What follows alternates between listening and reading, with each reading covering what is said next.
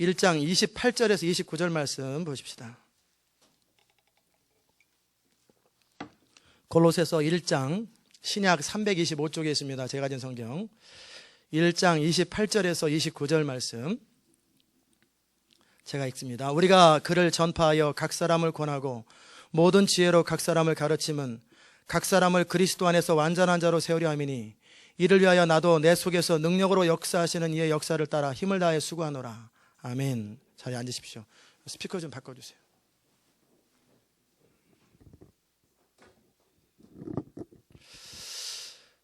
기도합시다. 하나님 감사합니다. 오늘 우리에게 주의 음성을 들려주셔서 감사합니다. 우리에게 말씀하실 주님을 기대합니다. 이제 골로새서를 통해서 우리에게 말씀하실 주님을 기대합니다. 우리 안에 신앙의 파운데이션, 믿음의 깊은 흔들림 없고 변함없는 토대가 세워지는 그런 시간들이 될 수 있도록 역사하여 주옵소서. 예수님의 이름으로 기도드리옵나이다. 아멘. 그동안 우리가 예언서를 한 1년 한 반 정도를 다뤘습니다. 예언서를 다루기 위해서 필요한 것은 시대를 아는 것이고, 하나님은 이 시간 동안에 이 시대에 대해서 많이 알려주셨어요. 그 가운데 계시록 특강도 그 과정 속에 했었고, 마지막 신호도 우리가 책도 썼고, 예언서는 시대를 밝히고 시대를 향해서 선포하는 메시지예요. 그러나 이제 우리 골로새서는 뭐냐면 시대를 향한 선포가 아니라 우리가 하나님 앞에서 복음의 파운데이션을 토대를 놓는 그런 일입니다. 저는 이 골로새서가 몇 달 정도 진행될지 모르겠어요. 그러나 이 기간 동안에 여러분이 어떤 경우에도 흔들림 없는 하나님과 여러분의 관계, 그리고 복음에 믿는 게 뭐고 사는 게 뭐고 이런 거에 대한 깊은 파운데이션이 새겨질 수 있기를 주의 이름으로 축원합니다. 아멘. 여러분은 예수를 믿는 것이 뭐라고 생각하십니까? 예수를 믿는 것, 교회 다니는 것, 찬양하는 것, 예배하는 것, 축복받는 것, 도대체 예수를 믿는 게 뭐냐? 예수를 믿는 건 성경이 뭘 말하고 있나? 성경 전체는 과연 무슨 말을 하고 있나? 무엇을 향해서 말하고 있는가? 그게 성경을 보는 눈입니다. 그렇지 않으면 우리는 성경을 나름대로 해석해요. 저도 청년 때 이 성경을 전체적으로 보는 눈이 없으니까 어떻게 하냐면 이렇게 읽다가 내 마음에 드는 거 하나 붙들고 앞뒤 문맥 상관없어요. 그냥 마치 욥기를 바라보면서 네 시작은 미약하였으나 네 나중은 심히 창대하리라. 앞뒤 문맥 배경 상관없이 갖다 집에 붙여놓잖아요. 그런 얘기 아니거든요. 그냥 욥이 그 친구를 향해서 말했는데 잘못된 충고였는데 그게 마치 축복인 줄 알고 갖다가 좋은 말이니까 성경에서 끌어들였으니까 갖다 붙여놓는 거예요. 그거 아니에요. 그건 이 성경의 전체 문맥을 볼 때 붙여서는 안 되는 구절인데 갖다 붙여놓는 거예요. 이렇게 흐름도 모르고 가서 아무거나 내가 붙들고 싶은 것들을 붙들고 잡고 싶은 것들을 잡으면 안 돼요. 항상 성경은 흐름 속에서 봐야 되고 문맥 속에서 봐야 되고 전체 성경의 큰 그림 속에서 바라보는 거예요. 빌립보서 차라리 4장 19절에 보면은 이렇게 나와요. 나의 하나님이 그리스도 예수 안에서 영광 가운데 그 풍성한 대로 너희 모든 쓸 것을 채우시리라. 이 말 써놓는 게 훨씬 낫습니다. 이거는 빌립보 교인들이 주님을 섬기고 바울을 향해서 눈이라도 아깝지 않을 만큼 브리스길라와 아굴라와 많은 성도들이 힘에 지나도록 헌신하는 사람들이에요. 이 사람들은 빌립보 교회가 지금까지 어찌보면 성경에 나오는 교회 가운데 가장 헌신을 잘하는 교회예요. 너무너무 이 사람들은 눈이라도 빼서 주님께 드릴 만한 그런 교회이기 때문에 이런 축복을 바울이 마음껏 하는 거예요. 나의 하나님이 그리스도 예수 안에서 영광 가운데 그 풍성한 대로 너희 모든 쓸 것을 채우시리라. 이 말씀을 벽에 딱 붙여놓을 때는 빌립보 교인처럼 우리가 살아야죠. 근데 삶은 하나도 안 사는데 이것만 갖다 놓으면 효력이 없어요. 말씀의 효력이 하나도 없어요. 말씀의 효력이 언제 생기냐면요, 하나님의 말씀이 선포될 때 받을 만한 사람에게 선포되면 바로 효력이 나타납니다. 하나님의 말씀은 전능하신 하나님의 말씀이에요. 그렇기 때문에 받을 만한 사람이 받으면 그 말씀 바로 그 마음을 움직여요. 그 말씀이 딱 선포됐을 때 자기 마음에 딱 부딪히잖아요. 그럴 때 바로 결단과 함께 바로 그 다음부터 액션이 바뀌어버리고 바로 인생이 바뀌어버려요. 그게 그 사람 말씀의 능력이고, 또 동시에는 말씀을 받았을 때 깨달았고 찔렸고 그랬을 때 결단하고 주님 앞에 서면 그 말씀은 그 삶 속에서 능력으로 역사하십니다. 그게 말씀의 능력이에요. 아멘. 그렇기 때문에 말씀을 받는데 이사야서를 통해서 계속 우리가 배웠던 게 뭐냐면 삶을 배웠어요. 삶이 얼마나 중요한가. 삶이 따르지 않은 예배, 삶이 따르지 않은 기도, 삶이 따르지 않은 금식, 그 모든 것은 하나님 앞에 아무 의미 없다라는 것, 삶이 중요하다는 이야기를 배웠습니다. 마찬가지로 이 성경 전체를 바라볼 때 성경은 무엇을 말하는가? 결국 성경을 어느 분이 그러시더라고요. 성경을 짜면 뭐가 나올까? 먼지. 성경을 짜면 뭐가 나올까? 짜니까 피가 나오더라. 무슨 피가 나오냐? 예수님의 보혈의 피가 나오더라. 성경은 예수님에 대해서 말씀하고 계세요. 그런데 예수님의 핵심은 뭐냐면 보혈이에요. 보혈. 십자가예요. 결국 창세기를 보든 계시록을 보든 전체를 보든 예수 그리스도를 통해서 바라보지 않은 모든 성경은 결국은 뭐냐면 잘못 본 거예요. 예수님은 교회의 머리가 되십니다. 교회는 그의 몸이에요. 그래서 이 몸이 가장 영광스럽게 가장 잘 사는 비결이 뭐냐면 머리를 따라 사는 거예요. 머리를 따라 사는 거예요. 머리가 원하는 그대로 몸이 반응을 하면 몸은 너무너무 영광스러워집니다. 머리가 공부하라 그러면 공부하고, 머리가 이렇게 하면 되겠다 지혜를 가지고 그럴 때 탁탁탁 해줘야 되는데 몸이 안 따라주면 어떻게 해요? 너무 힘들어집니다. 그래서 우리가 종종 이렇게 하는 말이 머리가 나쁘면 몸이 고생한다 그러는데, 우리 주님 머리가 좋은 분이잖아요. 그래서 머리 대신 그리스도를 배우고 새벽마다 예배소설을 다뤄서 몸의 역할을 배운다면 주일마다는 뭘 배우냐면 머리가 누구시고 이 성경은 뭘 말하는가. 그래서 제가 계속해서 이 주제들을 다룰 거예요. 영광이신 그리스도, 복음이신 그리스도, 지혜이신 그리스도, 능력이신 그리스도, 그리고 많은 그리스도의 어떤 모습을 다루게 될 거예요. 왜냐하면 하나님이 이 땅 가운데 계시된 모습이 예수님이시기 때문에 우리는 예수님을 보면 하나님을 보게 되는 거예요. 하나님을 본 자가 없되 예수님을 본 자는 곧 하나님을 보았다고 그러거든요. 그러니까 예수님을 통해서 하나님을 보는 거예요. 예수님의 삶을 가만히 자세히 조사해 보면은 성도가 어떻게 살아야 되는지 그림이 그냥 나와요.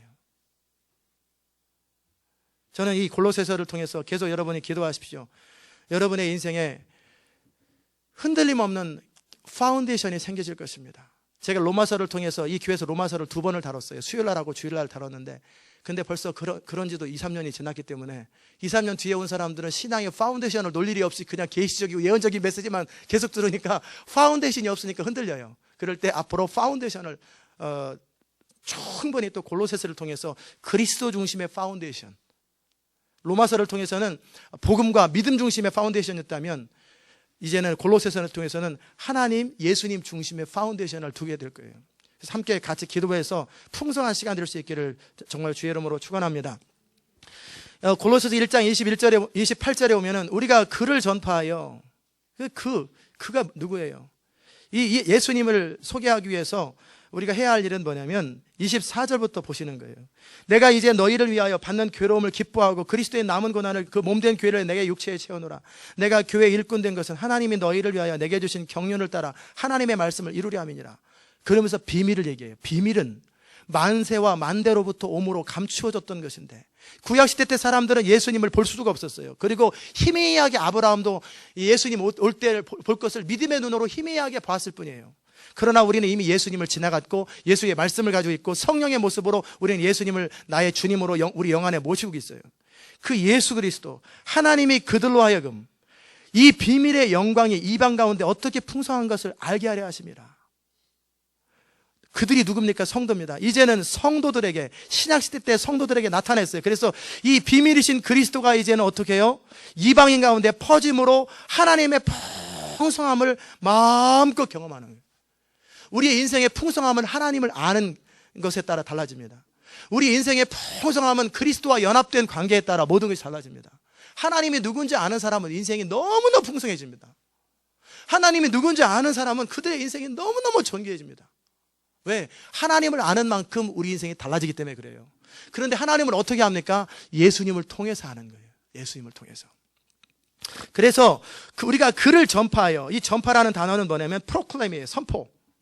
선포하는 거예요. 그를, 예수님을 선포하는 거예요. 여기서 우리가 말씀을 전할 때 말씀은 설득이 아닙니다. 설득의 과정도 포함되지만 말씀은 뭐냐면 항상 선포하는 거예요. 마리아에게 나타납니다. 은총을 받은 자여 평안할지어다. 그냥 어떻게 합니까? 마리아야, 이거 할래, 저거 할래, 이 선택해라, 이게 아니잖아요. 그냥 선포하는 거예요. 선포. 그럴 때 하나님의 사랑의 반응은 주의 계집종이오니 주의 뜻에 순종하리이다. 하나님의 말씀은 강단에서 선포되는 거예요. 그럼 어떻게 그 선포된 말씀 앞에 우리가 주의 종이오니 주의 뜻대로 되길 원하나이다. 이게 복음의 역사였어요. 복음의 역사는 설득이 없어요. 그냥 처음부터 회개하라, 선포해버리는 거예요. 왜? 영광스러운 복음은 설득하는 게 아니에요. 믿든지 안 믿든지 그건 그 사람이 결정할 일이고, 하나님의 복음을 선포하는 거예요. 아무리 설명을 잘하고 아무리 제자 훈련을 잘해도 변화 안 되는 반면에 그냥 설교 한 편만 선포해도 변화돼 버리는 사람이 있어요. 왜요? 그 이유는 설득으로 사람이 변화되지 않아요. 하나님의 말씀이 선포될 때 거기에 대한 나의 리스판스, 반응에 따라 인생이 바뀌는 것이지, 설득되어지면 알기는 다 합니다. 그런데 어떻게 될지 알고 자기 잘못도 알고 자기 한계도 알고 다 아는데 안 바뀌어요. 왜? 반응을 제대로 못하기 때문에 그래요. 마리아 같은 사람은 그냥 예수님 만난 적도 없고 천사 만난 적도 없는데, 은총을 받은 자의 평안할지어다, 너가 처녀인 거 안다, 남자와 잠을 자지 않은 거 안다, 그러나 너는 아이를 가질 것이다. 아멘. 그 설득의 과정, 마리아가 제자훈련 받은 적도 없어요. 그렇다고 제자훈련이 잘못됐다라는 게 아니에요. 가르침도 필요합니다. 왜냐하면 예수님도 3년을 가르쳤잖아요. 제자훈련 했기 때문에. 그러나 가르침보다 중요한 것은 선포된 하나님의 말씀 앞에 내가 어떻게 반응하느냐예요. 그래서 사도 바울은 그의 글을 선포합니다. 그리고 각 사람이 3번 나오는데, 각 사람을 권한다는 말은 커맨드한다라는 거예요. 명한다라는 거예요. 각 사람에게 명하는 거예요. 하나님의 말씀을 명령하는 거예요. 그리고 모든 지혜를 가지고 하나님의 계시를 따라 각 사람을 가르침은 각 사람을 그리스도 안에서 완전한 자로 세우려 합니다. 이 완전한 게 뭡니까? 그리스도의 장성한 분량을 닮은 완전함입니다. 제가 아까 좀 전에 말씀드렸을 때 우리 인생의 풍성함과 영광스러움의 크기는 뭐에서 의해서 결정되냐면 하나님을 아는 크기예요. 지식의 하나님이 아니라 내가 경험으로 하나님을 아는 만큼 그의 인생은 풍성해집니다. 제가 하나님을 간신히 저의 필요를 채우시는 하나님을 알았을 때는 진짜 하나님이 간신히 제 필요를 채우시더라고요. 그런데 하나님이 풍성케 하시는 하나님을 알았을 때는 하나님이 풍성케 하시더라고요. 하나님이 그냥 목회자로 이렇게 사니까 그냥 어느 정도 성도 모여가지고 목회하는 요 정도의 하나님을 알았을 때는 그 정도밖에 못했어요. 그런데 열방을 유업으로 주실 하나님을 알았을 땐 열방을 유업으로 주시더라고요. 즉 우리가 하나님에 대해서 어떻게 알고 있느냐가 그 사람의 인생의 크기가 되는 거예요. 하나님의 어떤 부분을 아십니까? 그 부분을 우리가 이 골로새서를 통해서 계속 배울게요. 오늘은 전체적인 흐름 속에서 몇 가지 하나님을 여러분에게 소개할 거예요. 첫째는 영광이신 하나님. 영광이신 하나님이에요. 영광이신 그리스도. 제가 지금 드리는 말씀을 잘 들으시고 파운데이션을 하십시오. 이런 부분에서 다음에는 절대 헷갈리지 마세요. 헷갈리지 마시고. 하나님은 인간을 창조하시되 인간을 하나님의 영광을 위해서 창조하셨습니다. 하나님의 영광을 위해서 창조되었다라는 것은 뭐냐면 인간이 우리 의지, 우리 어떤 동의와 상관없이 하나님은 그분의 뜻대로 우리를 다스릴 수 있고 그분의 뜻대로 무슨 일을 해도 된다라는 거예요. 제가 제 돈 주고 산 시계를 제가 다른 사람을 주든 쓰레기통에 버리든 그걸 누가 결정합니까? 제가 결정하는 거예요. 하나님이 인간을 만드셨어요. 하나님의 영광을 위해서 만드셨어요. 그래서 하나님의 영광에 도움이 안 되는 사람을 가서 불못에 던지든 안 던지든 그건 하나님이 결정하실 일이에요. 두 번째는 하나님께서 하나님의 영광을 위해서 살아가는 사람 가운데 사자굴에 집어넣어가지고 그냥 풀려나오지 못하고 물려 죽게 하는 것도 하나님의 뜻이에요. 우리는 그거에 대해서 왜 누구는 똑같이 사자굴에서 나와가지고 다니엘처럼 폼나는 사람이 있는데 왜 나는 왜 콜로세움 경기장에서 사자한테 잡혀 죽어요? 그건 우리가 말하는 게 아니에요.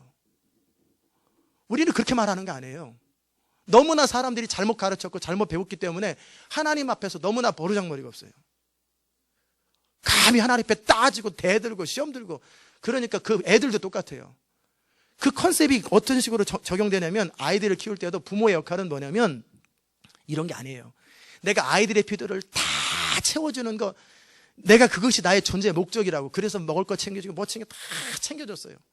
그럼 애가 나중에 커서 뭐라고 그러는지 아세요? 고맙다고 그럴 거 같으죠. 엄마가 나한테 해준 게 뭐 있어? 그런다니까요. 애들은 그런 식으로 알아요.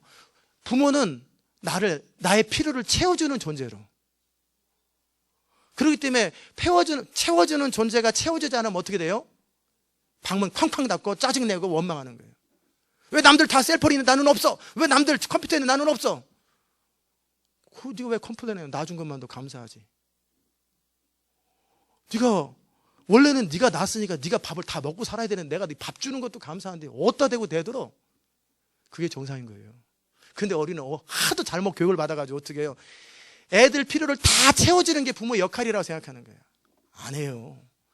이 시대 가운데 아이들을 낳아서 하나님 나라를 위해서 사용하되 필요한 대로 가르침과 교훈을 가르쳐줘서 스스로 이 땅에 살아갈 수 있도록 도와주고, 그렇게 대신에 내 대신에 네가 네 자녀나 다른 사람을 희생하도록 가르쳐주는 거예요. 마찬가지로 교회도 하나님 앞에 설 때 어떻게 가르쳐야 되냐면, 하나님은 여러분의 필요를 채우십니다. 하나님은 여러분을 사랑하시면 여러분의 모든 필요를 채우십니다. 맨날 이런 것만 강조하면 어떻게 해요? 안 채워지면 어떻게 해요? 원망한단 말이에요. 그러려면 나를 왜 낳았어요? 세상에 이것처럼 버르장머리 없는 아들이 없는 거예요. 딸이 없어요. 부모가 이 땅에 원래 햇빛도 못 볼 사람을 이 땅에 놔준 것만도 사실은 감지덕지잖아요. 그래서 이 세상을 경험할 수 있는 것도 감지인데 왜 낳냐고. 그러려면 우리 왜 창조했어요? 막 그렇게 따지는 거는 뭐가 달라요? 왜 창조했냐고. 그는 하나님을 너무나 모르는 사람이고 너무나 잘못 배워서 그런 거예요. 하나님은 창조주십니다. 그렇기 때문에 피조물인 우리 인간과 이 만물을 그 마음에 원하는 대로 하실 수 있어요. 이게 동의가 돼야 돼요. 그래서 그분이 우리를 불에 태워 죽이든 구워 삶든 버리든 심판하든 그건 그분의 주권이에요. 그거에 대해서 우리는 그 누구도, 이 땅에 사는 그 누구도 항변할 수가 없는 거예요. 하나님이 그냥 이 자리에서 마음에 들어, 오늘 기분이 좀 그렇다 해가지고 싹 불질러 버려도 우리는 할 말이 없는 사람들이에요. 우리가 주인이 아니에요. 그분이 창조하신 거예요. 아멘. 이 단추가, 첫 번째 단추가 중요해요. 그렇지 않으면 맨날 원망하고 시험 들고 맨날 짜증내고 그래요. 이게 하나님 그분이 뜻대로 하는 거예요. 그거에 대해서 우리는 아무런 조건도 달 필요가 없어요. 두 번째, 그런데 그 하나님은 어떤 분이신가 보니까 사랑이시더라는 거예요. 그것이 우리에게 블레싱인 거죠. 태어났는데 아프리카의 저 어디에 가장 못 사는 나라에 태어나고, 아니면 태어났는데 중동 이슬람을 섬기는 나라에 태어나가지고 태어나면서부터 이슬람을 섬기는 것보다 예수 믿을 수 있는 환경, 넉넉한 환경에 태어나는 것, 이게 얼마나 블레싱이에요. 그렇잖아요? 너무너무 축복이잖아요. 그건 우리가 선택한 것이 아니라 그냥 주어진 거예요. 하나님이 우리를 창조하셨기 때문에 그분 마음대로 하셔도 상관은 없는 거예요. 그런데 우리가 섬기는 하나님은 사랑이시더라는 거예요. 이게 또한 우리에게 얼마나 감격스러운 일인지 몰라요. 순서가 바뀌면 안 됩니다. 나는 사랑이시지 않으면 하나님은 안 섬겨. 이거는 땔감이에요. 제국이에요. 땔감. 이러면 안 되는 거예요. 하나님은 창조주시기 때문에 그 마음의 원대로 하실 수 있는데, 그런데 이게 전제가 된 상태에서, 그런데 그 하나님은 사랑이시더라는 거예요. 내가 아직 죄인 되어서 하나님을 대적하고 미워할 때조차도 나를 사랑하셔서 아들을 죽게 하실 만큼 사랑하시는 하나님이셨더라는 거예요. 내가 그냥 태어난 것도 감사한데, 우리 부모가 예수 믿는 부모가 되었고, 우리 부모가 지혜로운 부모가 있고, 우리 부모가 나에게 잘해주는 것은 요구사랑이 아니라 그냥 블레싱이라고 그러는 거예요. 블레싱. 하나님이 사랑이신 것이 우리에게 얼마나 큰 블레싱인지 몰라요. 하나님은 사랑이세요. 이것은 컴플레인, 사랑했네 안 했네, 그게 아니라 그냥 감사하는 거예요. 마치 결혼과 똑같아요. 오늘 여러분 컨셉들을 많이 바뀌시기 바랍니다. 결혼을 할 때 저 남자를 통해 행복하려고 결혼했는데 정말 저 남자가 제대로 안 해주니까 속상해서 다른 남자 만나야지, 이거는 결혼해서는 안 될 여자예요. 절대 이런 여자는 결혼하면 안 돼요. 내가 저 여자 만나가지고 말이야, 내 인생 좀 편하려고 그랬는데 저 여자가 내 심부름도 잘 안 해주고 밥도 제대로 맛있게 안 해. 그래서 다른 여자 만나야 돼. 이 남자는 절대 결혼하면 안 돼요. 결혼하는 이유는 내가 사랑하기 때문에 내가 사랑하는 대상을 행복하게 해주기 위해서 결혼하는 거예요. 내가 결혼한 그 사람을 섬기기 위해서 결혼하는 거예요. 그 사람이 나에게 또 잘해주면 그건 감사한 거고, 잘해주든 못해주든 상관없는 거예요. 그냥 내가 결혼할 때 내가 사랑하는 사람을 섬기기 위해서 결혼한 거예요. 아멘? 이렇게 좀 마음이 좀 상하세요? 그런데 아내가 나한테 잘해주는 건, 이거는 블레싱이죠. 남편이 나한테 잘해줘, 이것도 블레싱이죠. 너무너무 축복인 거예요. 근데 잘해주는 거와 상관없이 나는 내가 사랑한 사람을 위해서 그냥 섬기고 헌신하려고 결혼한 거예요. 그게 결혼의 목적이에요. 그게 천국의 백성들이 사는 거예요. 하나님의 뜻대로 살아가는 것이 정상인데, 근데 하나님이 사랑이시더라는 거예요. 사랑의 속성을 가진 게 아니라 그분은 사랑이세요. 그분이 행하시는 모든 일은 이기심이 하나도 없어요. 세상에 우리가 강아지를 사든지 아니면 새 한 마리를 사고 붕어를 한 마리 샀어요. 그런데 그 붕어를 위해서, 새를 위해서 우리가 죽어줄 수 있겠어요? 그러나 붕어나 새나 우리나 똑같이 흙으로 만들어진 피조물이잖아요. 피조물이 물론 하나님의 형상으로 지어졌지만 또 다른 피조물을 위해서도 죽지도 않는데, 근데 창조주, 그분은 흙으로 지어진 존재가 아니에요. 영원하신 하나님이 어떻게 인간을 위해서 죽어요? 이게 사랑인 거예요. 어떻게 우리가 지렁이를 위해서 목숨을 버릴 수 있겠어요? 지렁이들이 너무나 땡볕에서 고생하는 거 보고 미련하게 너무 미련해요. 그래서 땡볕에 나오지 마라. 특별히 비 온다고 해가지고 괜히 아스팔트로 이렇게 물 있다가 나와가지고 못 기어가면 말라 죽잖아요. 그러니까 그 지렁이를 깨우쳐주기 위해서 지렁이가 되어가지고, 그걸 인카네이션이라고 그럽니다. 지렁이가 되어가지고, 말하면 못 알아들으니까 지렁이 세계에 가가지고, 지렁아, 비가 비록 온다 할지라도 잔디 속에 숨어 있어라. 괜히 아스팔트 비 왔다고 나가면은 너 거기 못 지나가면 죽는다. 그랬더니 지렁이가 거절해요. 이거 쓸데없는 소리 한다고. 이거 괜히 우리 괴롭히려고 그런다고. 그래가지고 지렁이들끼리 회의를 해가지고 나를 잡아 죽여요. 이게 뭐예요? 예수님이 이 땅에 오셔서 겪은 일이잖아요. 창조주 하나님께서 정말 피조물인 인간을 위해서 이 땅에 내려오셔서 설득하는 거예요. 하나님 나라를 얘기하고 그랬더니 인간이 단합해가지고 예수님 죽여버려요. 창조주를 죽이시는. 그러면 하나님께서 보시고 싹 쓸어버리고, 이것들 봐라. 그래가지고 약을 칠해가지고 지렁이들 쫙 분무기로 해가지고 죽이는 게 마땅한데요. 어떻게 해요? 그런 인간을 향해서 아버지여, 저들이 하는 죄를 알지 못하오니 용서하소서. 이게 어떻게 예수님이 사랑이 아니겠어요? 그냥 그분 뜻대로 하셔도 마땅한데, 그분은 사랑으로 완전히 저들을 용서해달라고 이 엄청난 자기 희생과 자기 부인을 하시는 예수님, 그게 하나님의 성품이에요. 하나님의 성품. 그러니 여러분과 제가 얼마나 복입니까? 아멘. 이게 얼마나 플레싱인지 몰라요. 그냥 우리는 그냥 이거 뭐지, 지저분하게 지렁이가 길거리에 나와 있냐 해가지고 이렇게 분무기로 해버리고 발로 탁탁탁 밟고 지나가도 지렁이가 할 말이 없는 거예요. 왜 내 잔디 내 마당을 더럽히냐 이 말이에요. 바퀴벌레 집 돌아다닐 때 바퀴벌레가 되어가지고 인카네이션은 여기 있으면 안 된다, 다른 데로 가라, 숲속으로 가라, 안 그러잖아요. 칙칙칙칙 해서 바로 죽이잖아요. 파리채로 때리고. 이래야 마땅할 인간인데, 인간을 위해서 죽어주신 그분의 사랑이 얼마나 놀랍냔 말이에요. 이 사랑을 아는 자들은 더 이상 계산하지 않습니다. 이 사랑을 아는 사람은 파격적인 사랑이잖아요. 하나님의 사랑은 파격적인 사랑이기 때문에 이 사랑을 아는 사람은 절대 하나님의 사랑을 의심하지 않습니다. 아들을 아끼지 아니하시고 너희 모든 사람을 내어주신 이가 어떻게 이 모든 것을 그 아들과 함께 은사로 주지 아니하시. 이 하나님의 성품을 알고 하나님의 사랑이시라는 걸 아는 사람은 하나님께 헌신하는데 아무런 주저함이 없습니다. 제가 지난 금요일날도 여러분과 헌신에 대한 이야기를 다뤘을 때, 제가 헌신했더니 인생이 힘들어졌나요? 인생이 행복해졌죠.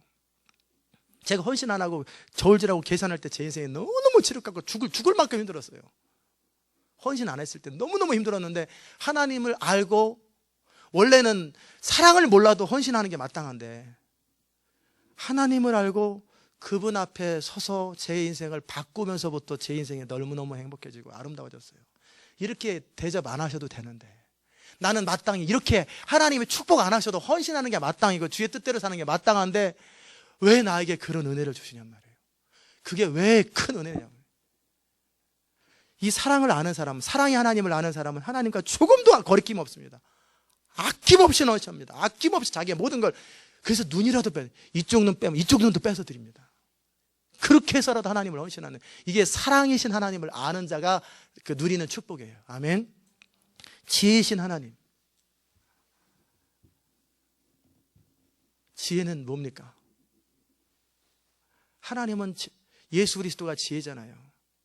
여러분 목회를 할 때든 여러분이 사역을 할 때든 어떤 사업을 할 때든 하나님의 일을 할 때 이 하나님의 지혜의 속성을 잘 파악하십시오.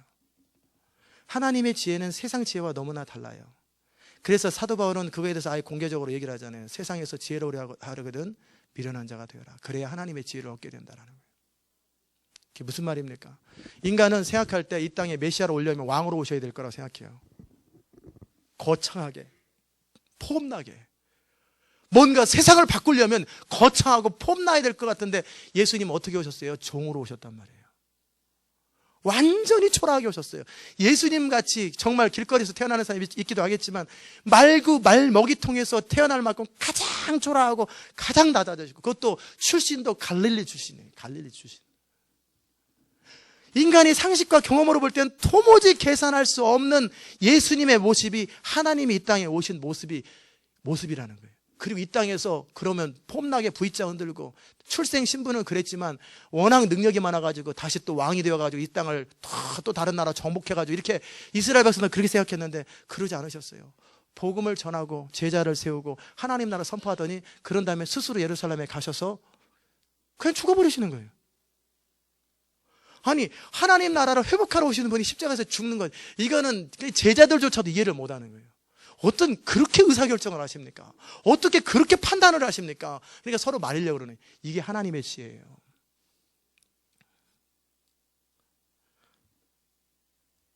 홍해 앞에서 병법에서 가장 어리석은 것이 사방이 막혀있고 무기도 없는 백성들이 뒤에 배수진 물 있는 데서, 그리고 백성들이 이집트 군대들이 쳐들어오고 훈련된 백성들이 쳐들어오면은 거기에서 하는 일이 뭐예요?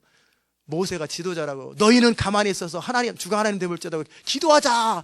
이게 무슨 전술입니까? 아무 전술도 아니지. 이거는 그냥 떼죽음이죠. 그런데 하나님의 지혜는 거기서 어떻게 나타나요? 능력으로 나타나잖아요. 그게 하나님의 지혜의 특징이에요. 우리가 볼 땐 미련해 보여요. 우리가 볼 때는 그렇게 하면 답이 안 나올 것 같아요. 우리가 보면 그렇게 나가면 도무지 계산이 안 될 것 같아요. 그런데 능력의 하나님이 그것을 완전히 역전시키는 거예요. 눈을 들어 주의 영광을 보시기 바랍니다. 네. 눈을 크게 뜨시고 주의 영광을 보시기 바랍니다. 그렇게 비참하게 죽으셨던 예수님이, 그래서 사단은 이겼다고 생각했어요. 그런데 승리하신 그리스도, 부활하신 그리스도로, 통치하시는 그리스도로, 그리고 이 땅을 다스리는 거예요. 그러면서 또 시작하신, 또 예수님만 그렇게 그 하나님의 지혜대로 가고 이 땅에서 다시 또 하나님의 심판이 막 능력이 막 임해가지고 이 땅이 죽기로 돌아오지 아니하고, 또 예수님은 이 교회를 통해서 가장 미련하게 또 시작해요. 하나님의 나라를 가장 세상 지혜로 가장 미련하게 시작해요. 배운 것도 없는 12명의 제자, 그 가운데 한 명은 또 그나마도 제일 많이 배웠다고 배신하고. 원래 똑똑하고 잘난 사람들이 배신을 잘해요. 똑똑이기 때문에. 가룟 유다가 그 중에서 도시 출신이고요, 가장 똑똑했어요. 그러니까 배신하잖아요. 갈릴리 출신 가장 못난 사람들. 그러나 자기 한계를 알고 울부짖고, 내가 선생님을 배반했다, 이런 나는 주님 앞에 쓰임받을 자격이 없다 울부짖고, 그러나 부활하신 주님이 위로하시면서 내가 그래도 너희들 쓸 거다, 우리는 자격 없어요, 완전히 깨어지고 낮아진 그들에게 우리가 그럼 어떻게 해야 됩니까? 나의 성령을 기다려라. 그리고 오순절에서 그 말씀 듣고 전심으로 막 기도했단 말이에요. 기도. 그래서 교회가 출발하는 거예요. 참 미련하게 출발하잖아요. 정치도 그런 식으로 안 하는데, 세력을 모으고 막 똑똑한 사람 막 펀드레이징을 해가지고 이 세상이 가는데 가장 미련한 방법으로 출발해요. 이게 하나님의 지혜예요. 그런 다음에 왜? 하나님의 성령이 부어지기 때문에 그러는 거예요. 성령이. 교회도 마찬가지예요. 지금까지 역사상 부자가 하나님을 제대로 잘 섬긴 적 거의 없어요. 제가 8년 동안을 지켜보고 기독교 역사를 봐도 헌신하는 사람은 항상 없는 사람이 헌신해. 부족한 사람이 헌신해. 정말이에요. 돈 많고 가진 사람들은 거의 헌신 안 해요. 왜? 인색해요. 돈 많은 사람들은 대부분 인색해요. 저에게 신학교 때 저 장학금을 줬던 사람이 누구냐면, 돌아가셨는데 권사님이신데, 이분은 식모살이를 10년인가 20년을 해가지고 그나마 모아놓은 돈을, 집 살 돈이 없기 때문에 교회에서 창고처럼 준 그곳에서 사시면서 그 돈 가지고 학생들 등록금 내라고 신학생들 450만 원을 내놓는, 그러면서 하나님의 나라가 완성되는 거예요. 아멘. 하나님 나라는 그냥 폼나게 턱턱턱, 여러분 가운데서 착각하지 마세요. 내가 막 그 부자가 되면 척척 되는, 절대 하나님 그렇게 역사 안 해요. 자기 욕심이 자기를 속이는 거예요. 하나님은 절대 그렇게 하신 적 단 한 번도 없어요. 하나님 나라의 물질을 모을 때도 없는 자들이 모아요. 가장 가난한 자들이 모아요. 그래서 하나님 나라 이루어요. 그게 정말 목회자가 화려한 옷을 입고 돈이 있어 보이는 사람한테 잘하고 넉넉하게, 이게 미련한 거예요. 그 사람 속만 빼먹고요, 밥이나 가끔 사주지 절대 헌신 안 합니다. 그 사람들은 밥이나 사줘, 가끔씩 본인 먹고 싶을 때. 그리고 기도받으려고. 그러나 진짜 없는 사람, 그러나 주를 사랑하는 사람, 정말 주님을 사랑하는데 자신 넉넉하지 않은 사람은요, 아무것도 아끼지 않습니다. 그런 사람에 의해서 하나님의 교회는 유지되어 왔어요. 그러면서도 계속해서 기적적으로 역사되어 왔어요. 이게 하나님의 지혜예요. 하나님의 지혜는 결코 사람의 방법대로 역사가 안 일어나요. 아멘. 그러기에 사람의 지혜로운 방법으로 하나님 나라를 세우려고 하는 것은 어리석은 일이에요. 그거 아니에요. 그러기에 이 하나님의 지혜를 아는 사람은 뭐라고 고백해야 되냐면, 나는 비록 어리니, 나는 아직 어리니, 아이같이 어리니 주여 나를 도우소서. 그러면서 날마다 주님 앞에 서는 거예요. 그러면 주님이 가르쳐주는 걸 순종해 드리는 거, 그러면 하나님 나라는 완성됩니다. 주님이 전략을 가르쳐주면 그대로 순종해 드리면 하나님 나라는 그분이 완성하는 거예요. 그게 지혜이신 그리스도예요. 그렇기 때문에 예수님도 그 하나님의 비밀을 알기 때문에 어떻게 하세요? 예수님의 지혜잖아요. 예수님 자신이 하나님의 지혜인과 동시에 예수님 이 땅에 사는 동안에 나는 나의 원하는 대로 하려 하지 않는 거로, 나는 내가 스스로 판단하지 않는다. 항상 판단을 하나님으로부터 받아서 판단하시고 하나님이 주시는 말을 하시고, 이게 예수님의 삶의 모델이에요. 왜? 지혜이신 하나님을 알기 때문에. 완벽한 지혜는 하나님으로부터 오는 거예요. 아멘. 능력이신 그리스도, 능력이신 하나님. 사람은 자기 능력의 범위 안에서 사람이 눌자리를 보고 뻗어야지, 항상 그렇게 올라가지 못하려면 사다리도 놓지 마. 뭐 그렇게 약간 바뀌었네요. 올라가지 못하려면 쳐다보지도 마. 그런데 근데 이게 사람의 생각이에요. 항상 자기 주어진 생각과 자원의 한계 안에서 주의를 하려고 그래요. 자기 능력의 범위 안에서 자기가 할 수 없고, 능력이 없으면 어떻게 해요? 에휴, 능력이 없는 게 참아야지. 그리고 포기해버려요. 그러나 그 능력이신 하나님을 모르는 사람들이에요. 가장 초라하고 능력 없었던 어부 같은 사람들을 통해 하나님은 교회를 세우고 지도자가 만들어져요. 능력이신 하나님을 안다면 더 이상 나의 한계에 있는 능력을 의지하지 아니하고 어떻게 주님의 능력을 의지하기 시작하는 거예요. 주님의 지혜와 그분의 능력을 의지하기 시작하면 그분의 전능하심이 우리를 통해서 발휘되기 시작하는 거예요. 그분의 능력을 의지해야 돼요. 그러려면 어떻게 해야 됩니까? 그분의 능력을 의지하려면 나의 능력을 거절해야 돼요. 내 능력을 넘어서는 일들을 부딪힐 때마다 시도해야 되는 거예요. 아멘. 그래서 우리가 재정을 이렇게 쓰는 거예요. 50%를. 그래서 이게 도무지 가능성이 없고 어려운데 이 땅 이거 오고 또 이거 건물 리모델링하고 또 그 다음에 또 남았어요. 연말에 또 사야 되고 땅 사야 되고, 이게 왜 이런 일을 추진합니까? 그냥 편하게 살면 되지. 우리 인간의 상식으로는 사람들이 모이면 하지. 사람들이 충분히 모이면, 그럼 돈 생기면 저축한 다음에 이렇게 해가지고 한 단계 이게 사람의 생각이에요. 하나님의 역사는 이렇게 된 적이 없어요. 믿음으로 순종하는 거예요. 어차피 우리의 자원은 한계가 있고 나의 자원을 의지하지 아니하고 하나님의 자원을 가지고 사업을 하고 하나님의 자원을 가지고 그분의 부르심을 따라 달려가는 거예요. 하나님이 가라면 가는 것이고, 도무지 이해가 안 돼도 그분이 말씀하시면 그분이 지혜다. 도시를 돌아라. 네, 돌겠습니다. 선포해라. 네, 선포하겠습니다. 시작해라. 건물을. 네, 하겠습니다. 좋은 걸로 해라. 네, 알겠습니다. 그냥 다 하는 거죠. 돈은 어디서 나는데요? 그걸 제가 어떻게 알겠어요? 능력이신 하나님을 신뢰하면 그분이 채우시는 거지. 그리고 가는 거예요. 그렇게 만들어내는 거예요. 역사는 그렇게 되어 왔어요. 항상 역사는 그런 식으로 왔지, 다 주판 띄고 계산 튕겨가지고 이게 한 발 내딜만 하다, 그렇게 하나님이라 한 사람은 단 한 명도, 위대한 사람 한 명도 없어요. 능력이신 하나님을 신뢰하기 때문에 그분이 감동 주는 대로 그냥 가는 거예요. 가는 거예요. 매번 그런 식으로 가는 거예요. 그게 능력이 하나님을 신뢰하는 거예요. 아멘. 그 하나님을 우리가 아는 것이 능력이에요. 다윗이 그 하나님을 아는 거예요. 처음부터 이 하나님을 다 알 수는 없잖아요. 그러니까 다윗이 삶의 과정을 통해서 많은 경험을 통해서 아는 거예요. 경험. 그랬더니 이제 다윗이 능력이신 하나님을 알았더니 골리앗 앞에 가서 골리앗을 이기고, 또 피할 길이 없었는데 피할 길을 내시고, 많은 하나님을 경험하고 나니까 다윗이 나중에는 어떤 식으로 고백합니까? 1000만이 나를 둘러 진친할지라도 나는 눈 하나 깜짝 안 한다. 안연하리로다. 그 배짱이 다윗이 원래 그렇게 용기 있었던 사람이 아니라 다윗의 배짱은 하나님을 아는 데서 나오는 거예요. 사람은 다 똑같아요. 큰 소리 치는 사람이나 작은 소리 치는 사람이 다 레벨이 비슷해요. 특별히 잘난 사람도 없고 특별히 못난 사람도 없어요. 그러면 더 위대한 사람은 뭐냐면 하나님을 아는 깊이만큼 위대해져요. 내가 하나님을 얼마큼 알고 얼마큼 경험했느냐. 그 경험한 만큼, 그 아는 만큼 나가는 거예요. 그 다음 단계 나가고, 그 다음 단계 나가고, 그 다음 단계 나가는 거예요. 아멘. 이렇게 하면서 하나님을 경험해가고 그러면서 위대한 일들을 계속 만들어내는 거예요.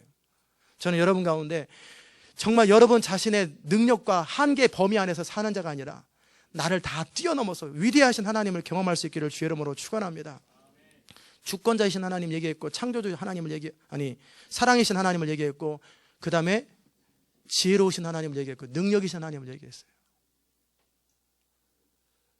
위로하시는 하나님을 안다면 또 달라져요. 그 하나님의 위로를 받기 때문에 정말 모든 세상이 아무리 힘들고 어렵구만, 심지어 남편이 죽고 아내가 죽고 그런 고통스러운 상황 속에서도 위로하시는 하나님을 안다면 그 하나님의 한마디 말씀으로 그냥 위로가 돼버려요. 그렇기 때문에 그는 상처가 없어져요. 위로의 하나님을 다 맛보고 체험하기 때문에. 이 하나님을 계속 우리가 골로새서를 통해 배워갈 거예요. 계속. 그 하나님의 모든 모습이 예수님을 통해서 보이잖아요. 예수님의 모습 가운데 그대로 드러났어요. 그렇다면 이걸 교리적으로 아는 거하고 실제 삶으로 경험하기 위해서 우리가 다뤄야 될 것이 뭐냐면, 이제는 그리스도와 완전한 자가 되려면 그리스도와 연합하는 법을 배워야 돼요. 연합. 두 사람이 뜻이 맞지 않고서 어떻게 같이 동행하겠느냐, 잠언에서 그러잖아요. 뜻이 같아져야 돼요. 연합이 되지 않고는 다 이론이에요. 이론. 다 이론이고 좋은 생각들이에요. 내가 그 주님과 연합이 돼야 돼요. 그런데 주님은 어떻게 하셨습니까? 십자가를 지셨고 자기를 부인하셨고 죽기까지 자기 생명을 미워하셨고, 그리고 하나님을 생명을 사랑하셨어요. 그리고 나서 부활하신 예수님은 부활하신 주님이에요. 근데 우리는 십자가도 통과도 안 했어요. 근데 우리가 어떻게 부활하신 주님과 동행을 할 수 있겠어요? 어떻게 그분의 능력이 우리를 통해 발휘될 수 있겠어요? 우리가 no cross, no glory라고 십자가를 통과해서 부활하신 주님을 체험하기 전까지는 주님과 동행할 수가 없는 거예요. 이해되십니까? 그러기 위해서 매 순간 우리가 사는 거예요. 창조주 하나님의 말씀을 들었을 때는 어떻게, 나는 내가 주인이 아니기 때문에 주님의 뜻 앞에 나는 컴플레인 할 수 없고 주의 뜻을 순종하는 것이 나의 전부라고 그대로 사는 거예요. 두 번째는 우리가 또 능력이신 하나님을 할 때는 더 이상 나의 능력이 아니라 주님의 능력을 의지하는 법을 계속 배우는 거예요. 분명히 사업을 할 때도 어렵습니다. 이거 계산이 안 나오고, 근데 분명히 기도 가운데 확신을 가지고 왔는데 막 힘들어. 그럼 어떻게, 점점 말하는 것이 자신이 없어지고 약해지고 한 발 한 발 뒤로 빠집니다. 능력이신 주님을 모르기 때문에 그런 거예요. 그럴 때 나의 능력의 한계를 인정하는 거예요. 나의 능력은 요만큼밖에 안 됩니다. 그러나 주님의 비전과 약속은 이 집보다 큽니다. 이럴 때 내가 할 수 있는 일은 주님 앞에 엎드리는 것입니다. 그러면서 나의 능력을 부인할 때 주님의 능력이 내 안에 머무는 거예요. 지혜이신 그리스도도 마찬가지예요. 저는 원래 로마 사도 바울을 워낙 좋아하고 바울 서신에 익숙해요. 그렇기 때문에 그냥 안 보고도 잘하고 그냥 준비 안 하고도 잘하는 만큼 이렇게 익숙해요. 근데 예언서는 너무 힘들어서 너무 고민을 했었는데, 거꾸로 예언서를 너무나 쉽게, 이사야서를 다 마무리 너무나 쉽게 했어요. 너무나 쉽게 하나님이 준비하셨어요. 이 골로새서 골로새 그냥 바울 서신 내가 늘 까맣잖아요. 그래가지고 주석 책도 좀 보고 이렇게 쉽게 해야지. 그런데 이 준비가 안 되는 거예요. 왜 그렇게 준비가 안 되는지 막 고민하고 씨름하고, 제일 많은 책을 많이 받고 제일 많은 주석을 봐도 답이 안 나와요. 답이 안 나와. 네. 지혜이신 그리스도를 의지하기보다 나의 지혜를 가지고 시작하려니까 답이 안 나오는 거예요. 답이 안 나와. 그래서 씨름하다 포기하고 자자. 잠이나 자자. 그래서 알람도 안 맞춥니다. 그냥 8시 되면 8시 되는 거지. 자는 거예요. 그냥 자다 깼는데 5시쯤에 깼어요. 그리고 보니까 또 5시네. 5시에 보통 개시가 많이 임하거든요. 5시네. 그런데 능력은 없지. 내용은 다 이해돼요. 근데 감동이 없는 거예요. 이게 뭘 전해야 될지 모르겠네요. 말을 몰라서 못 전하는 게 아니라 내용은 다 알아요. 무슨 말인지 다 아는데 책도 많이 봤고, 근데 뭘 전할지를 모르겠는 거예요. 아무 생각이 없고 아무 감동이 없어요. 그럴 때 제가 다시 시작하는 게 뭡니까? 지혜이신 그리스도를 의지하는 거죠. 나의 지혜를 의지하지 않습니다. 주님, 나는 아이같이 어려우니 주님 도와주세요. 어찌하면 좋겠습니까? 정말 어떻게 해야 될지, 이 골로새서 이것을 통해 하나님께서 이 교회 가운데 무슨 일을 하실 전 모르겠어요. 주님 도와주세요 라고 중심으로 항복할 때 지혜가 임하고, 계시가 임하고, 인스피레이션이 임하고, 영감이 임하고, 그리고 나니까 10분 있으니까 알겠더라고요. 뭘 전해야 되겠구나. 그러니까 벼랑은 또 시간이 남는 거예요. 또 자야 되겠네. 그냥 임하는 거예요. 뭘 전할지. 그러면서 동시에 생각하는 것이, 이 골로새서를 통해 하나님께서 이 시온 인터넷에 하실 일이 다 느껴지는 거예요. 처음부터 끝까지 다 느껴지는 거예요. 하나님께서 지금까지 이 교회를 하면서 마무리 지으면서 토대를 막아주면서 완전하게 만들려고 하는구나. 그리스도 안에서 완전한 자를 세우기 위해서 이 피니싱 작업을 하고 있구나. 그게 그러면서 파운데이션 작업을 지금 하고 있구나. 그런데 우리는 기본적으로 로마서를 통해 다 파운데이션 했지만, 이 골로새서를 통해서 이제는 그리스도와 완전한 연합을 누리는 쪽으로 이 교회를 가게 하는 거예요. 다 알겠는 거예요. 이걸 제가 어떻게 알겠어요? 모르죠, 제가. 그런데 지혜이신 그리스도를 인정하고 신뢰하니까 그분의 지혜가 1초 만에 임하는 거예요. 그냥 쫙 임해가지고 그냥 아는 거예요. 아멘. 여러분의 삶 속에서 그 지혜이신 그리스도를 의지하는 거예요. 그러려면 나의 지혜를 부정하셔야 돼요. 머리 안 나쁘고 나의 능력 없음을 주 앞에 고백하면 능력이신 그리스도를 경험하게 돼요. 그럴 때 필요한 것은 믿음과 순종입니다. 우리의 옛생명을 내가 그리스도와 함께 부인하고 내가 그리스도와 함께 십자가에 못 박혔나니, 그러니까 인생의 방향도 이제 주님과 똑같아졌지요. 이제 어떤 그리스도와 함께 자기를 부인하면서 내가 사는 것이 아니라 내 안에 그리스도가 사는 것, 이런 부분을, 헌신 부분을 말할 때 그렇게 한 다음에 이제 삶의 구체적인 부분을 말할 적에는 어떻게 해요? 지혜이신 그리스도를 경험하려면 나의 지혜를 중심으로 내가 지혜 없는 걸 인정하는 거예요. 누구든지 지혜가 부족한 줄 알거든 자기 지혜가 부족한 건지 몰라. 그러면 하나님의 지혜는 임하지 않습니다. 내가 지혜가 부족한 건지 알거든 후히 주시고 꾸짖지 않으시는 하나님께 구하라. 너는 그것도 몰라. 몇 번 말해야 하냐? 하나님은 절대 그렇게 안 하세요. 100번을 물어봐도 항상 새롭게 가르쳐주시고 1000번을 물어봐도 항상 지혜를 가르쳐주세요. 그러니까 지혜이신 그리스도 앞에 나의 지혜 없음을 고백하면서 부족함을 인정하면 하나님의 지혜가 임하는 거예요. 그게 디테일의 삶이에요. 능력 없는 제가 어떻게 목회를 감당하겠어요? 그래, 능력 없다고 주 앞에 고백하고, 저는 제가 유일하게 하는 건 소리 지르는 거, 그리고 선포하는 거, 그리고 그냥 믿음으로 밀고 나가는 거, 그거밖에 잘하는 게 없는데 제가 어찌하면 좋겠습니까? 그건 상관없지요. 왜냐하면 주님이 사람을 다 채울 건데, 제가 못하는 많은 영역에 다른 사람이 할 수 있도록 하면 되지. 제가 그들이 하면 되지. 왜 제가 다 할 필요 뭐 있어요? 저는 그냥 주님 시키는 대로 선포하라 그러면 선포하고, 순종하라 순종하고, 앞으로 밀어붙여라 그러면 밀어붙이고, 하지 마라 그러면 하지 마. 이것만 잘하면 되는 거예요. 그 나머지는 저보다 똑똑하고 뛰어나고 각 분야의 은사와 탤런트 있는 사람이 다 하면 되는 거죠. 그래서 하나님의 공동체가 이루어지는 거 아니겠어요? 아멘. 그게 제가 능력 없음을 인정할 때 능력이 임하는 거예요. 직접도 임하지만, 치유의 기적과 이런 능력도 임하지만, 그 능력보다 더 좋은 능력이 사람들이 붙는 거예요. 함께 할 수 있는 사람들이 붙어서 자신의 역할을 이게 진짜 능력이에요. 그게 진짜 하나님, 나는 능력이 없습니다. 뭐 어떻게 될지 모릅니다. 그럴 때마다 주님은 능력을 베푸세요. 이 하나님과 연합하기 위해서 해야 할 일은, 너가 내 안에 내가 내 안에 있으면 이 사람은 과실을 많이 맺나니. 하나님의 뜻은, 그래서 아까 말씀드린 거예요. 하나님의 나라와 하나님의 영광이고, 이 땅에 잃어버린 자를 회복시키는 것이 하나님의 뜻이고, 정말 잃어버린 하나님의 영광을 회복하는 게 하나님의 뜻이라면, 내가 이제 그 하나님의 뜻을 갈망하는 거예요. 내가 정말 하나님의 뜻을 원하는 거예요. 내가 정말 하나님의 나라를 원하는 거예요. 내가 정말 하나님의 영광을 원하는 거예요. 그러면 하나님의 뜻과 저의 뜻이 하나가 돼버리는 거예요. 그럼 싸울 일이 없어요. 갈등할 일이 하나도 없어요. 그런다면 어떻게, 뜻이 정해졌어요. 그 다음에 나의 지혜 없음을 가지고 짜내봐야 그 머리에서 뭐가 나오겠어요? 짜말이야. 비듬만 나오지. 아무리 짜내도 안 나오니까 지혜 없음을 인정할 때 하나님의 지혜가 임하거나, 또 사람들이 대신해주는 하나님의 지혜가 임하는 거예요. 능력이 없을 때 능력이신 그리스도. 그럴 때 우리가 나의 어떠함을 통해서 하나님을 섬기는 것이 아니라 내가 할 일은 하나님의 뜻과 나의 뜻을 일치시키는 것. 이것만 내가 하는 거예요. 그것도 성령의 도움을 받아가지고 하나님의 뜻과 나의 뜻이 일치되고 그 나머지는 다 주님이 이뤄놓으신 그것을 내가 유업으로 취하는 거예요.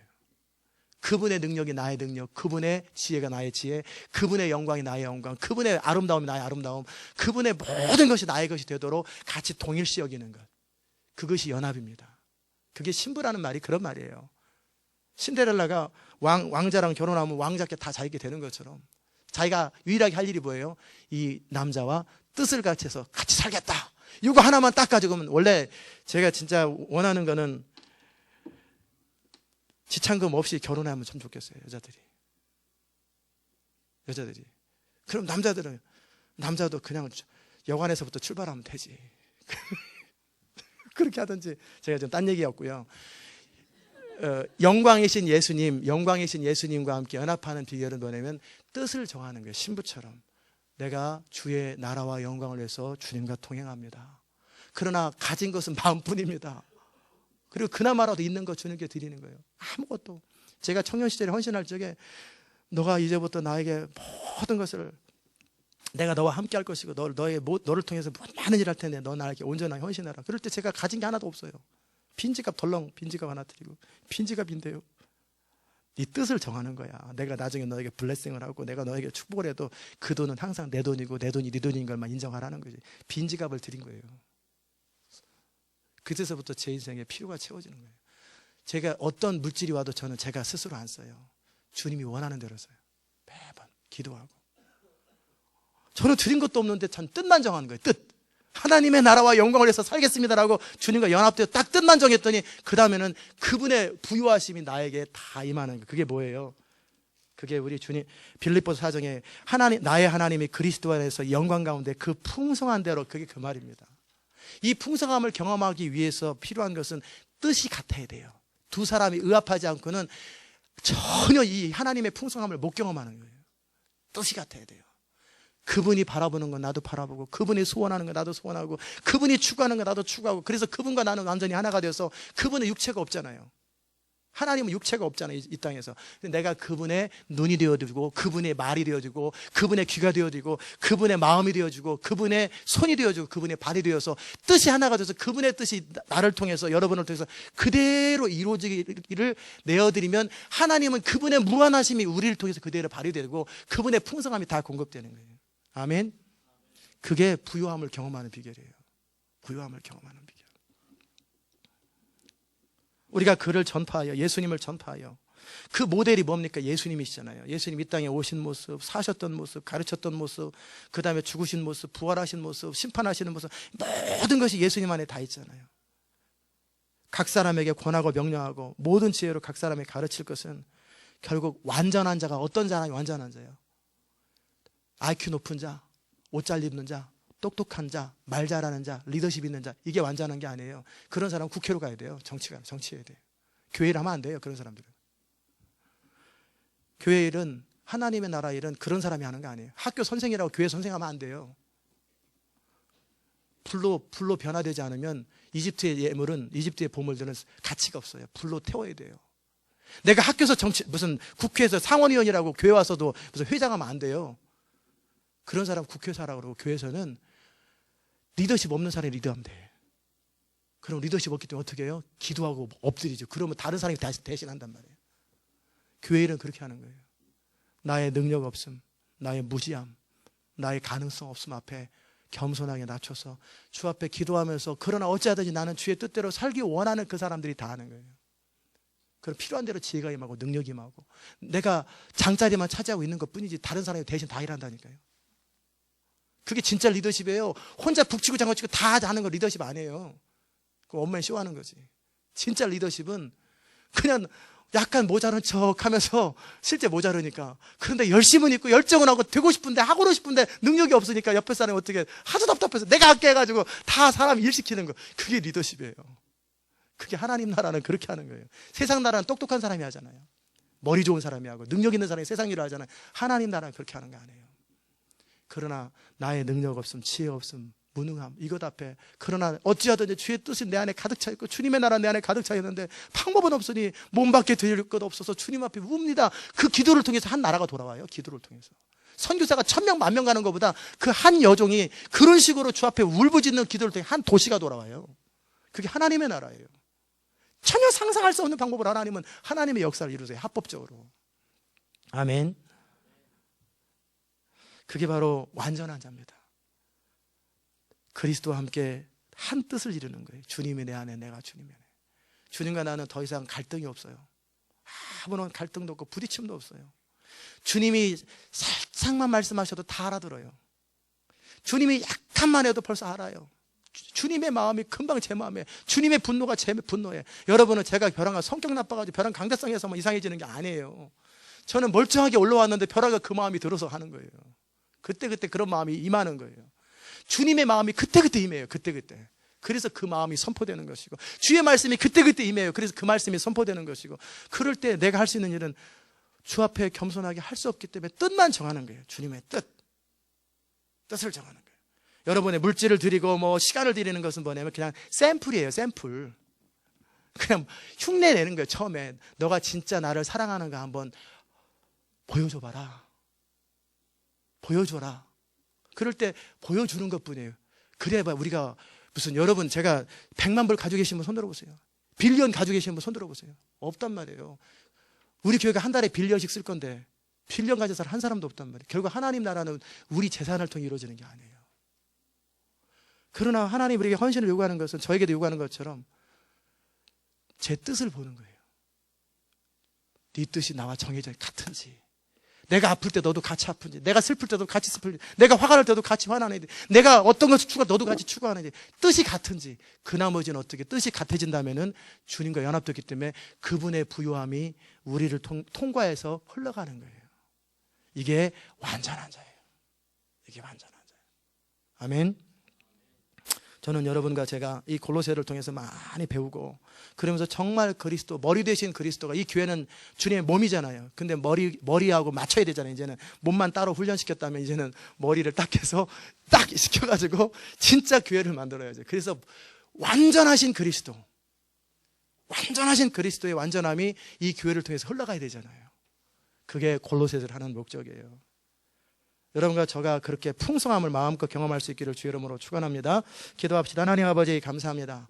우리가 이 골로새서를 통해서 주님의 부요하심, 아름다우심, 영광스러움들을 마음껏 누리기 원합니다.